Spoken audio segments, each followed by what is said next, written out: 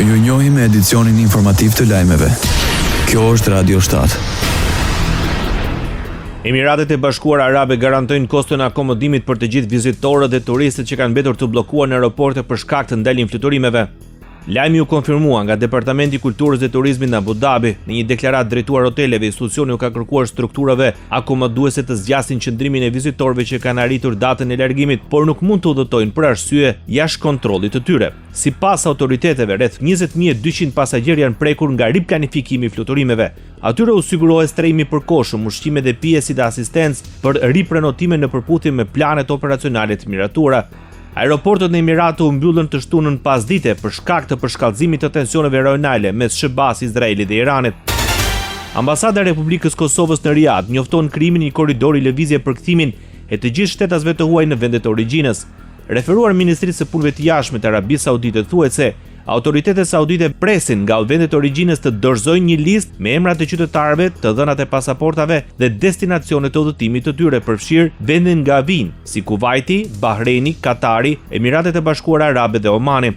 Kjo procedurë synon që shtetasit në fjalë të pajisen me vizë saudite për hyrje emergjente në këtë vend, në mënyrë që të mundësohet tranziti dhe kthimi i tyre në vendet përkatëse. Ambasada e Kosovës u ka bërë thirrje qytetarëve që ndodhen në këto vende dhe kanë nevojë për asistencë të kontaktojnë përfaqësinë diplomatike për procedurat mëtejshme.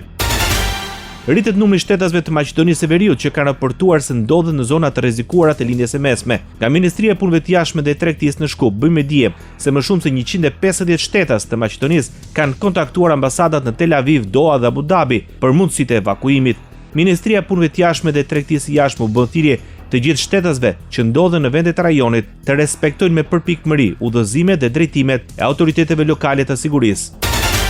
Kryeministri i Maqedonisë së Veriut Histra Mickovski, pas telefonatës me presidentin e Emirateve të Bashkuara Arabe, Mohammed bin Zayed Al Nahyan, theksoi nevojën për kujdes dhe koordinim të shtuar për sigurinë e qytetarëve të Maqedonisë që ndodhen në rajon. Informova se institucionet janë të mobilizuara plotësisht dhe ndjekin me kujdes situatën, me gatishmëri për ndihmë të menjëhershme, mbështetje dhe asistencë, nëse kjo do të jetë e nevojshme, shkruan Mickovski. Sipas tij, Maqedonia e Veriut në kontekstin e interesave të saj strategjike dhe aleancave do të vazhdojë të veprojë në mënyrë parimore në interes të stabilitetit dhe sigurisë. Përshkallëzimi i konfliktit në Iran pasoi me rritjen e çmimit të naftës në Kosovë. Kryetari i naftëtarëve të Kosovës, Fadil Beriani, deklaroi se ka një rritje të çmimit të naftës me rreth 6%, nga €1.18. Çmimi është rritur deri në €1.25. Në njoftimin zyrtar thuhet se situata gjeopolitike në lindjen e mesme po ndikon drejt për drejt tregjet e naftës.